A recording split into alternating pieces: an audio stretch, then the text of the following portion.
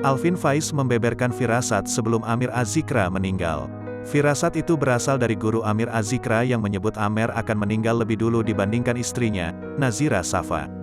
Putra kedua Ustaz Arifin Ilham, Amir Az-Zikra menghembuskan napas terakhirnya pada Senin, tanggal 29 November tahun 2021.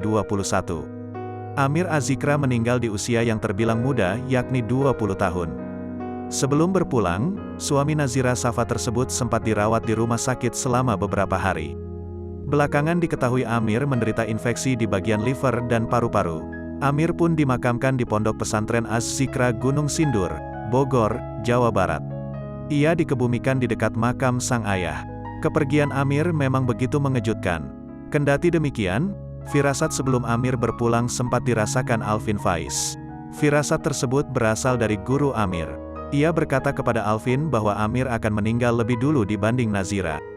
Firasat ada. Sebulan lalu gurunya Amir tuh bilang, ini sebenarnya enggak boleh saya sampaikan cuma Amernya udah wafat juga.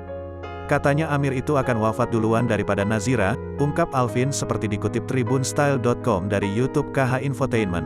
Selasa tanggal 30 November tahun 2021. Setelah pengakuan itu, semua hal mulai dipersiapkan. Salah satunya mengenai pemindahan aset Amir ke Nazira.